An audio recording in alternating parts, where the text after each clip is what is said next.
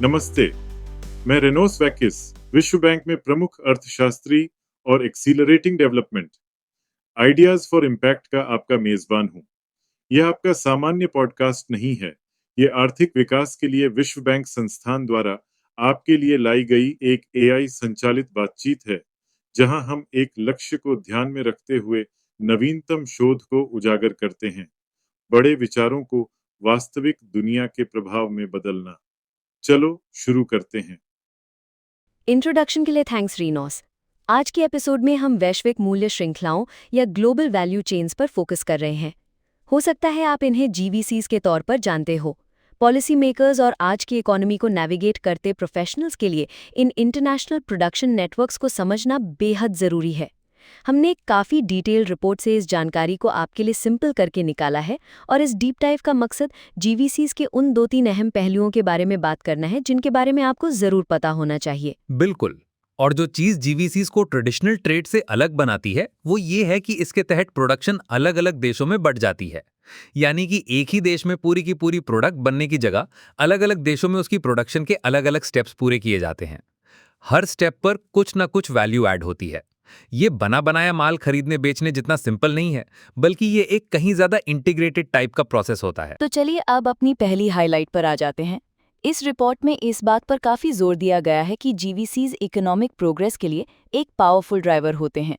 यहाँ सबसे ज़रूरी बात तो ये है कि ट्रेडिशनल ट्रेड के मुकाबले इन नेटवर्क्स में डेवलपमेंट हासिल करने और गरीबी को कम करने का कहीं ज़्यादा पोटेंशियल होता है। जी हाँ, और इसके काम करने का तरीका तो और भी इंटरेस्टिंग होता है।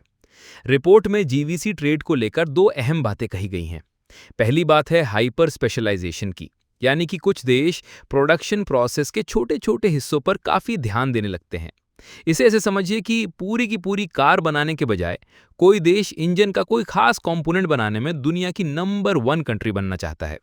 और दूसरी अहम बात यह है कि अलग अलग देशों में कंपनियों के बीच कोलैबोरेशन काफी लंबी चल रही हैं। किसी एक सौदे तक ही सीमित ना रहकर ये डील्स लॉन्ग टर्म पार्टनरशिप्स होती हैं। और इसके चलते टेक्नोलॉजी स्प्रेड होती है, नॉलेज शेयर होती है और कई बार कैपिटल का एक्सेस तक मिल जाता है। बिल्कुल, ये खरीदने बेचने से कहीं बढ़कर है और आंकड़े भी इस बात की गवाही देते हैं, है ना? जी बिल्कुल। रिपोर्ट का अनुमान है कि किसी देश की जीवीसी पार्टिसिपेशन में सिर्फ 1% की बढ़ोतरी आने से उसकी पर कैपिटा इनकम में 1% से ज़्यादा का उछाल आ सकता है। इसे स्टैंडर्ड ट्रेड से कंपेयर करके देखें, जहां फायदा सिर्फ करीब 0.2% का ही होता है। तो ये कोई छोटा मोटा फर्क नहीं है। वाओ, ठीक है, मतलब 5 गुना से भी ज़्यादा इम्पैक्ट। ये तो वाकई काफ़ी बड़ी बात है। और आपने कुछ रियल वर्ल्ड एग्जाम्पल्स का भी जिक्र किया था। जी बिल्कुल। बांग्लादेश, कंबोडिया और वियतनाम जैसे देशों को हमने कमाल की ग्रोथ हासिल करते देखा है। उन्होंने बस इतना किया कि कमोडिटीज एक्सपोर्ट करने की जगह वो मैन्युफैक्चरिंग जीवीसीज का एक अहम हिस्सा बन गए। गारमेंट इंडस्ट्रीज का एक बेहतरीन एग्जाम्पल है। उन्होंने एक्सपोर्ट किए जाने वाले कपड़ों के लिए इंपोर्टेड टेक्सटाइल इस्तेमाल करने शुरू कर दिए। सिर्फ 3 सालों में 20% की जंप, ये तो ज़बरदस्त ग्रोथ है। रिपोर्ट में उन कंपनियों के बारे में भी बात की गई है जो इन्हीं चेन्स में इंपोर्ट और एक्सपोर्ट दोनों करती हैं। इन कंपनियों की भूमिका काफ़ी अहम लग रही है। आपने बिल्कुल सही कहा, वो इस पूरे सिस्टम की रीढ़ की हड्डी हैं, क्योंकि वो बॉर्डर्स के आसपास मौजूद डॉट्स को कनेक्ट करती हैं। तो जाहिर है कि वो डोमिनेंट तो होंगी। और बात सिर्फ ओवरऑल ग्रोथ की ही नहीं है, इसका कनेक्शन गरीबी कम करने से भी है। मेक्सिको और वियतनाम इसके जीते जागते उदाहरण हैं कि जिन जिन एरियाज में ये डीपली इंटीग्रेटेड जीवीसी कंपनियां थीं, वहाँ महज एक्सपोर्ट या इंपोर्ट करने वाली कंपनियों की तुलना में गरीबी में ज़्यादा गिरावट देखने को मिली। ठीक है, तो एक लिसनर और पॉलिसी मेकर के तौर पर आपके लिए मैसेज क्लियर है। जीवीसी इंटीग्रेशन किसी ट्रेड स्ट्रैटेजी से कहीं बढ़कर है। ग्रोथ हासिल करने और गरीबी से निपटने का ये एक पावरफुल टूल साबित हो सकती है। ये तो हुई पहली बड़ी बात। लेकिन वो दूसरी बात जिस पर हमें ध्यान देना चाहिए वो ये है कि ज़माना बदल रहा है। जीवीसी का लैंडस्केप स्टैटिक नहीं है। रिपोर्ट ये भी बताती है कि 90 और 2000 के शुरुआती दशक में देखी गई सुपरफास्ट एक्सपेंशन 2008 के फाइनेंशियल क्राइसिस के बाद अब धीमी पड़ने लगी है। लोअर ग्लोबल ग्रोथ, कम निवेश, बड़ी बड़ी नई लिबरलाइजेशन डील्स की कमी, इसकी कई वजह रही हैं। अब और भी नई नई चीज़ें सामने आने लगी है ना? मतलब ऐसी चीज़ें जो जीवीसीज की दुनिया को झकझोर कर रख सकती है। जी बिल्कुल। रिपोर्ट में 3D प्रिंटिंग जैसे फैक्टर्स को हाईलाइट किया गया है। इसमें ये पोटेंशियल है कि ये प्रोडक्शन को कंज्यूमर्स के और करीब ले जा सकती है। मतलब इसके चलते लॉन्ग डिस्टेंस शिपिंग की मांग में और शायद कुछ तरह के लेबर की डिमांड में कमी देखने को मिल सकती है। इंटरेस्टिंग। और ट्रेड टेंशन्स के बारे में आपका क्या ख्याल है? इस बारे में हमें अक्सर सुनने को मिलता रहता है। जी हाँ, ये तो एक काफ़ी बड़ा फैक्टर है ही। बड़े बड़े प्लेयर्स के बीच ट्रेड की खींचतान का रिस्क तो बना ही रहता है। इसके चलते कंपनियों को मजबूरन अपनी अपनी सप्लाई चेन्स के बारे में दोबारा सोचना पड़ सकता है। हो सकता है कि जीवीसीज थोड़े रीजनल हो जाएं, या फिर टैरिफ्स और इस सारी अनिश्चितता की वजह से कुछ हद तक फ्रैगमेंटेड भी। तो जो डेवलपिंग कंट्रीज जीवीसीज के जरिए तरक्की की सीढ़ियां चढ़कर टेक्नोलॉजी हासिल करना चाहती हैं, उनके लिए अब ये काम कर पाना क्या और भी मुश्किल हो जाएगा? क्या वो रास्ता अब भी पहले जितना खुला है, या फिर इन सारे बदलावों के चलते कुछ देशों के लिए इसमें शामिल होकर इसका फायदा उठाना और भी मुश्किल हो जाएगा? यही तो सबसे बड़ा सवाल है ना। देखिए, पॉलिसी मेकर्स को इस ओर वाकई ध्यान देना होगा, क्योंकि रिपोर्ट में अब तक के फायदे भले ही साफ साफ दिखाई दे रहे हों, मगर ठीक से मैनेज न किए जाने पर इन चेन से इनइक्वालिटी में बढ़ोतरी आ सकती है, या फिर पर्यावरण संबंधी समस्याएं पैदा हो सकती हैं। और मेजर मार्केट्स में इन टैरिफ्स का लगाया जाना फिलहाल एक बेहद प्रैक्टिकल इशू है। भले ही उनका मकसद अपने देश में हाई वैल्यू जॉब्स को प्रोटेक्ट करना हो, लेकिन डेवलपिंग कंट्रीज में वो दरअसल प्रोसेसिंग एक्टिविटीज पर असर डाल सकती हैं, खासकर गारमेंट्स, लेदर गुड्स जैसी लेबर इंटेंसिव इंडस्ट्रीज पर। मतलब यहाँ बैलेंस बिठाने की काफी अहमियत है। आपको इसके फायदों के साथ साथ नई चुनौतियों और जोखिमों का भी सामना करना होगा। रिपोर्ट में और भी कई बातों का जिक्र किया गया है, जैसे कि कंपटीशन को नुकसान पहुंचाने वाले रूल्स ऑफ ओरिजिन और ट्रेड डील्स या सब्सिडीज। जी हाँ, बिल्कुल। और यहाँ तक कि जीवीसीज के लिए पहले से कहीं ज़्यादा अहम हो चुकी सर्विसेज जैसे लॉजिस्टिक्स और फाइनेंस में भी लिबरलाइजेशन ने उतनी रफ्तार नहीं पकड़ी है, खासकर ट्रांसपोर्ट जैसे ज़रूरी सेक्टर्स में। ठीक है, तो इस बात की तार को वापस पॉलिसी मेकर्स से जोड़कर हमें लगता है कि आपको इन बदलावों के बारे में पता होना चाहिए। पुरानी तौर तरीकों को अब शायद बदलने का वक्त आ गया है। आपने बिल्कुल सही कहा। एक स्मार्ट ट्रेड पॉलिसी और स्मार्ट इंडस्ट्रियल पॉलिसी बनाने का मतलब यही होता है कि ग्लोबल डायनामिक्स में आने वाले इन बदलावों पर आपको करीब से नज़र रखनी चाहिए, ताकि जीवीसी एंगेजमेंट आपके लिए फ़ायदे का सौदा बनी रहे। ठीक है, तो इस बदलती तस्वीर को मद्देनजर रखकर सरकारें क्या कर सकती हैं? जीवीसी पार्टिसिपेशन को कामयाब बनाने के लिए रिपोर्ट में कौन-कौन से पॉलिसी टूल्स की बात की गई है? इसमें लिखा है कि सिर्फ सस्ता लेबर या रिसोर्सेज होना ही काफ़ी नहीं है ना? पॉलिसी की भी काफ़ी अहमियत होती है। जी हाँ, उसकी बहुत ज़्यादा अहमियत होती है। नेशनल पॉलिसीज़ ही ये तय करती हैं कि लेबर रिसोर्सेज जैसे एंडाउमेंट जीवीसीज में कैसे फिट बैठेंगे। रिपोर्ट में इस बात पर जोर दिया गया है कि इन्वेस्टमेंट के रास्ते में आने वाली रुकावटों को हटाकर लेबर कॉस्ट को कंपेटिटिव रखा जाना चाहिए।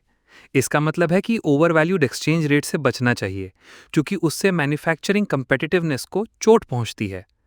रिपोर्ट में त्रिनिदाद और टोबैगो का एग्जाम्पल दिया गया है, जहां की ओवर वैल्यूड करेंसी की वजह से उनकी मैन्युफैक्चरिंग इस रेस में पीछे छूट गई। बिल्कुल। और ट्रेड लिबरलाइजेशन अब भी मायने रखती है। मेरा मतलब है मार्केट्स और इनपुट्स का एक्सेस पाना, है ना? जी बिल्कुल। ये बात अपनी प्रोडक्ट का कोई हिस्सा बेचने और अपनी ज़रूरत के कंपोनेंट्स को किफ़ायती दामों पर पाने दोनों पर लागू होती है। जैसे पेरू ने एक तरफा टैरिफ घटा दिए, इससे उनकी इंपोर्ट कॉस्ट कम हो गई और जीवीसीज के दरमियान अपने एक्सपोर्ट्स को डाइवर्सिफाई करने में उन्हें मदद मिली। और जाहिर है, बांग्लादेश जैसे देशों को फ़ायदा पहुंचाने वाले प्रेफरेंशियल ट्रेड एग्रीमेंट्स भी कई देशों के लिए अहम एंट्री पॉइंट साबित हुए हैं। ठीक है, इन्वेस्टमेंट क्लाइमेट, ट्रेड ओपननेस और क्या लॉजिस्टिक्स का जिक्र भी तो बार बार किया जाता है। लॉजिस्टिक्स बेहद ज़रूरी होते हैं और शायद कई बार उन्हें नज़रअंदाज भी कर दिया जाता है। रिपोर्ट में ट्रेड फैसिलिटेशन लॉजिस्टिक्स के बारे में साफ साफ लिखा हुआ है। बॉर्डर पर होने वाली देरियां टैरिफ्स की तरह ही काम करती हैं, वो भी किसी खर्चे जैसी ही बन जाती हैं, खासकर कॉम्प्लेक्स प्रोडक्ट्स, खराब होने वाली चीज़ों या फिर फैशन जैसी टाइम सेंसिटिव चीज़ों के मामले में। चलिए आपके साथ एक डेटा शेयर करता हूं। अफ्रीका में सिर्फ एक दिन की देरी से ट्रेड में 1% से ज़्यादा की गिरावट आ सकती है। ये काफ़ी बड़ा आंकड़ा है। वाओ, रोजाना 1%, यानी कि कुछ ही दिनों की देरी में काफी फर्क आ सकता है। और यहाँ हमें अलग अलग देशों के बीच भी फर्क दिखाई दे रहे हैं। जी हाँ, और ये फ़र्क काफ़ी बड़ा है। इनोवेटिव जीवीसीज में गहराई से पार्टिसिपेट कर चुके देशों में इंपोर्ट टाइम 9 दिनों से भी कम का हो सकता है, लेकिन जो देश अभी भी कमोडिटी पर डिपेंड करते हैं उनका इंपोर्ट टाइम 1 महीने से भी ज़्यादा का हो सकता है, जैसे कि रिपोर्ट में घाना या इराक के कुछ मामलों का जिक्र किया गया है। Infrastructure gaps, electronic custom systems की कमी, अफ्रीका जैसी जगहों पर ये बातें परेशानी का सबब बन जाती हैं। आपका मतलब है कि पोर्ट्स, कस्टम्स, रोड्स वगैरह ठीक करना सिर्फ इंफ्रास्ट्रक्चर का मसला नहीं है, बल्कि जीवीसीज के लिए तो ये कोर ट्रेड पॉलिसी का हिस्सा ही बन जाता है। जी बिल्कुल। और इस पहेली का आखिरी हिस्सा होते हैं इंस्टीट्यूशन। गुड गवर्नेंस की भी अपनी अहमियत होती है, जैसे कि कॉन्ट्रैक्ट्स को ठीक से लागू करवाना। जीवीसीज के लिए तो इस बात के मायने और भी ज़्यादा होते हैं, क्योंकि इसमें आपको दूसरे देशों में बैठे पार्टनर्स पर डिपेंड करना होता है। अगर किसी देश में अच्छे और भरोसेमंद इंस्टीट्यूशंस हों, तो मजबूत कॉन्ट्रैक्ट्स पर निर्भर करने वाले सेक्टर्स जीवीसीज में तेजी से ग्रो करते हैं। ठीक है, इस हिस्से को अगर पॉलिसी मेकर्स को शॉर्ट में बताना हो तो बिजनेस के माहौल पर फोकस करें। इसका मतलब कागजी झंझट को कम करना तो होता ही है, लेकिन साथ ही ट्रेड में आने वाली रुकावटों से भी एक्टिवली निपटना होता है। टैरिफ तो परेशानी का सबब होते ही हैं, लेकिन लॉजिस्टिक्स में आने वाली परेशानियों जैसी नॉन टैरिफ दिक्कतें भी काफ़ी प्रॉब्लम्स पैदा करती हैं। और इंस्टीट्यूशंस और कानून व्यवस्था को मजबूत बनाना इन सब का रामबाण उपाय हो सकता है। जीवीसीज को अट्रैक्ट करके उनका वाकई में फ़ायदा उठाने के लिए ये बेहद अहम होता है। ये बिल्कुल 16 आने सच है। देखिए, इसमें पोटेंशियल तो बहुत है, मतलब जीवीसीज में संभावनाओं की भरमार है, लेकिन उन्हें नेविगेट करना, वो भी आज के जमाने में, ये कोई बच्चों का खेल नहीं है। इसके लिए आपको चाहिए smart proactive policy, trade facilitation को प्रायोरिटी देना, फैक्टर मार्केट्स को कंपेटिटिव बनाए रखना, मजबूत इंस्टीट्यूशंस की नींव रखना। यही सक्सेस का फॉर्मूला है। तो इसमें सोचने के लिए काफ़ी कुछ है। और जाते जाते हम अपने लिसनर्स के लिए एक और सवाल उठाना चाहेंगे। जहां इन जीवीसीज के जरिए दुनिया और भी इंटरकनेक्टेड होती जा रही है, वहां नेशनल पॉलिसीज उस बैलेंस को कैसे हासिल कर सकती है। हम बात कर रहे हैं ग्लोबल इंटीग्रेशन के फायदों को भुनाते हुए इनइक्वालिटी या दंगे फसाद जैसी घरेलू चुनौतियों वाले बैलेंस की। इस पर सोचकर जरूर देखिएगा। ओवर टू यू रिनोज। हमारे साथ जुड़ने के लिए धन्यवाद।